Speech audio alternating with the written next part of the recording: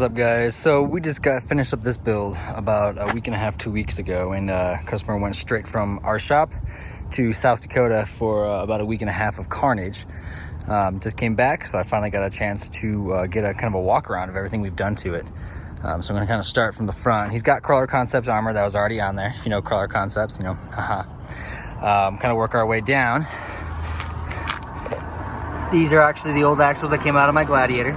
It is Fusion D60 40 spline ARB 73.5 inch custom width with 40 spline forged axle shafts, RPM, 2 inch solid aluminum, 2.5 ton steering, tie rod and drag link, PSE hydro assist, reed knuckles, slotted brakes front. One thing we kind of went for, so originally he came in, he was like, hey, I want to get some these coilovers put on, I want to be around this height. I said, cool dude, I'm not doing any of that, we're gonna do a custom setup. Reason being is the height that we want to try to keep it at, that's basically low. It's actually sitting about an inch higher than it normally does because it just came off the lift, so the ORIs kind of have to sink down the more you drive it around to get the actual ride height. Want to do ORIs because the ORIs, one, I like them better because they're quieter. All coilovers make a gnarly amount of noise. But two, the actual diameter is quite a bit smaller than a coilover. And the issue we're having, because he decided he wanted to keep a track bar in the front, and we have 14-inch ORIs front and rear, and it's normally has about 3.5 inches of up travel. So obviously that's 10.5 to 11 inches of down travel, which means with the track bar, by the time it's drooped, this axle is no longer here, it is all the way over here. So if you put a coilover on there, anything bigger, it actually goes into the frame, and I don't want to notch the hell out of the frame. Because all the motor mounts and everything, you'd have to reinforce it quite a bit, and there's just not enough extra room. So I was like, dude, let's go to ORIs. I'll outboard it as much as possible, and we'll make it work. So had it without a droop. We also had to do custom brake lines. So the brake lines and the ABS sensor run all the way along. See if I can get it here behind this. All the way around goes the top to that upper control arm. Give me a sec.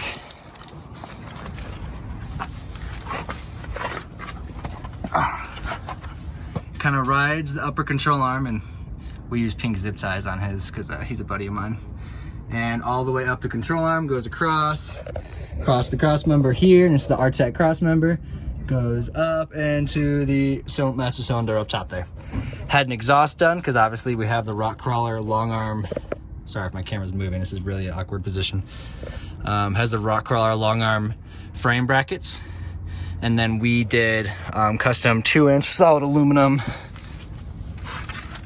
control arms, 3-link in the front. His ABS, his breather tube sitting there hanging there. ORIs don't technically need limit straps, but I wanted to put limit straps just because of how heavy these axles are. I'd rather just rely on that instead of having to rely on the ORI to hold it. Adams 1350 front drive shaft, Adams 1410 rear drive shaft, Dana 80 in the rear, same concept, 40 spline ARB. We did do a triangulated setup on his on the rear, so we got that same concept, rock crawler, frame side brackets, and then the rest are 2-inch solid aluminum. Again, custom brake lines run down the upper control arm, split and run over to each side on the axle. With that being said, so the RTEC cross member went ahead and made another skid plate to cover up his T-case. So went ahead and made one to match the angles so everything's straight. We're actually gonna be making an aluminum one that goes solid all the way across, and then put a brace in a couple of center spots so it is reinforced. Custom exhaust to run all the way back.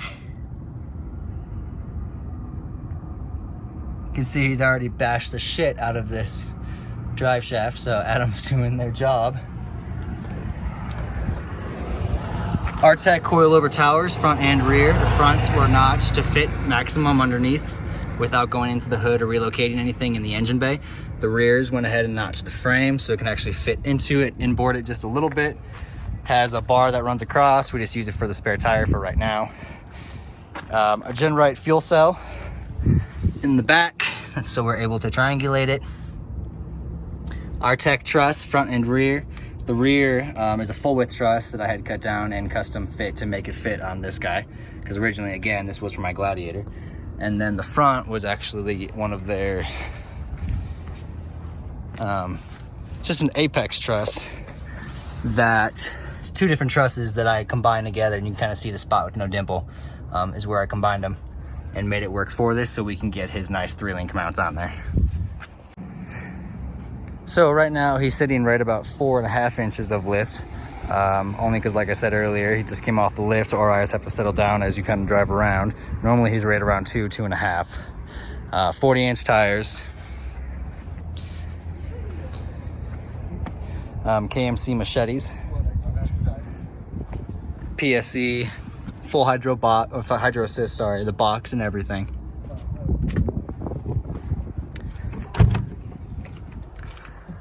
S-Pod to power his Baja Designs lights, as well as the ARB compressor and all that for the lockers. So yeah guys, this build was like a super crush time limit. When it came in originally, it was actually the frame was sitting on a trailer, flat deck. So me and then the owner and his buddy literally had engine hoists, lifting it up, walking around, trying to move it, get it off the trailer. Yep. To get it off the trailer, lift it up off, and then pulled the trailer out, lower it to the ground, and then kind of put it on our Pro Eagle jacks with the engine hoist in the back, and kind of work our way into one of our engine bays, get it up in the air. And he goes, okay, dude, here's the budget. I want it done before this date. And I'm like, oh, fuck. Okay. Let me see what I can do, dude. So got everything for it, got out to his trip, worked out awesome. Came back and goes, hey, I have some upgrade recommendations. So this is kind of what we found. If you guys have any questions on it, comment it down below. I'll do what I can to get back to you.